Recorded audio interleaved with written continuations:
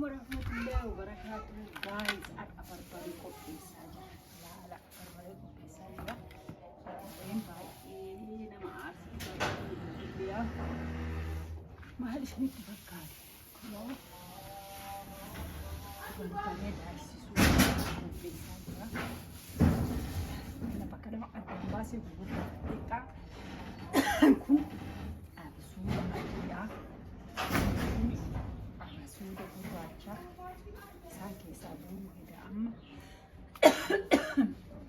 kun immoo maaliin iyyuu kana maqaan isaa aragaayis maqaa isaa hin beekaa isin beeytan kororimaa ta'ee kororimaa soogidda soogidda beeku kun soogidda innaa amma ga'uudha barbareeda daaksisuu hidha ganaa oo'isa addaan gugurdaa yoo dallasuu gugurdaa fi xiqqaa walirratti dallasanii beekanii jechuun yaa aneessa tokko go'ee dallasu ka gugurdatu jira adda addaan baasee kuni oo'isuu hidha maaliif xixiqqaan jalaa hin gubata waan ta'eef gugurdaa fi xixiqqaa addaan baasuun dirqama waan ta'eef jechuudha addaan baasaa amma qibanii guuraa jira. Namni biyya kanaa qulqulluu baay'ee jechuun ka biyya arabaallee yaa qulqulluun beektanii achittis nyaata dalagaa waan ta'eef guuraatu tolu beektanii inumaayyuu kuni baay'isee siniin qulqulluudha akkuma carraa oo ta'e malee yeroo baay'ee namallee qunnamoonni akka kana innaa waan akkanaa sana isiniin je'a gaayis barbaree qopheessuun baay'ee ulfaata baay'isee siniin ulfaata piliis baay'ee ulfaata barbareen saayinasii namatti kaarta beektanii innaa waan akkanaa kanaa isinillee bi'oo gaafa galtan inshaallah qopheessuun keessan dirqamaa ni qopheessitan ka'a jechuun faamilii koo qopheessitan ka'a bu'aan jiru ummiin tiyya qopheessuun sheeni soo anumatti qopheessa waan ta'eef garuu hojjettuu qabdii maazareen ta'us argitee ulfaataa waan akkanaa kanaa biyya keenyatti barbarreen baay'ee guddiidha sirriitti guddata soo waan akkasiisanii akkana keessa taa'anii qocuun nama dabbara ishii baay'isee jechuun yeroo namarraa fu'ata yeroo hunda waan hin qopheessineef yeroo qopheessan sanitti immoo waan kwaalitii qopheessuun dirqama rabbi gubdeena fixxe garuu bismillah qallaalima kana naan gubdu ishee waan akkanaafi biyyi keenya beekamaa kanaanii baay'ee beekamaadha barbaree aduun sirriitti gochite aduun akka gannaatti yuurii fi baran aduun sirriitti jirti yaa kana fakkaata miiqoo xiqqoo kana sirreessa kun kororimaa isa sirreessa ammoo gaayis ni ulfaata haalli barbaadee ulfaata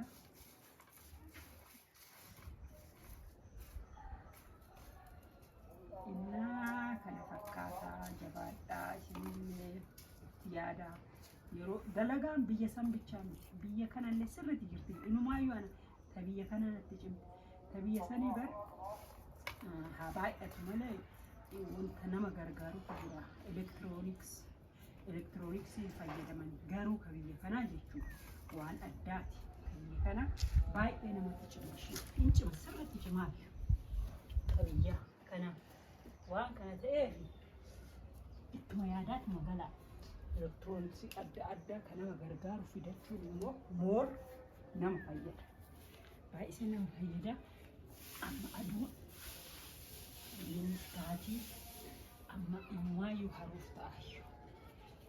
Hidhoo isaa kichinii deema waan ta'eef amma hinaadhaan qofa.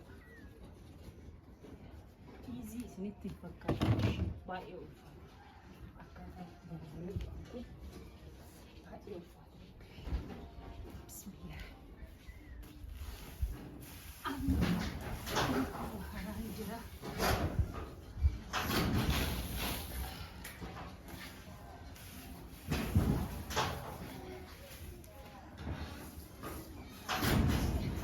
Ho'isuuf nayya eleektanii addaan baase.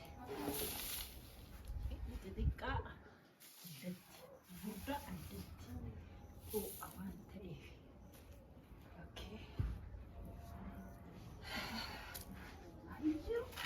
Jiruun kun bakka hundattuu nama waliin deemti. Achaan waarree jira. Baay'ee rakkisaadha. Kana immoo kana gara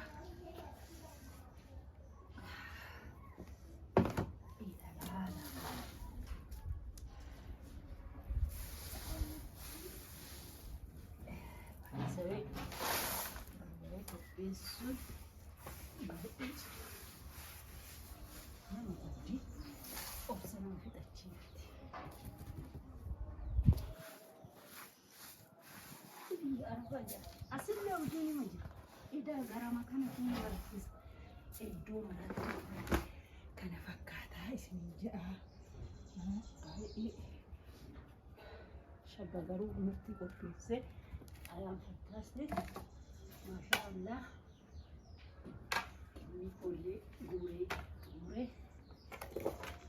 Nah, guys, bantunya kemegsat akan lagi untuk masyarakat di sini ya. So, jadi nyemek yang baru ya terubah. Malu kaman hati hingga kaman hati kabar kaman wujud.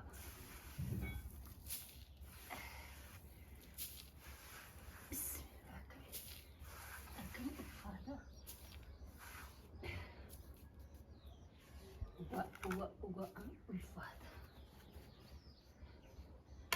So, amma gara kichinii fuudhaa. Sun booda wadaa isinitti agarsiisa. Goggogi garuu na fakkaata. Yoo harka qaqqabu caccaba. Goggoinaa nama kaafamti caccaba. Malee osoo goggoguu baate. Silahin. Okay, guys.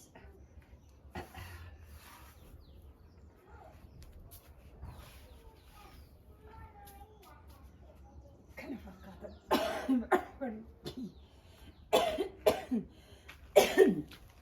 Halo.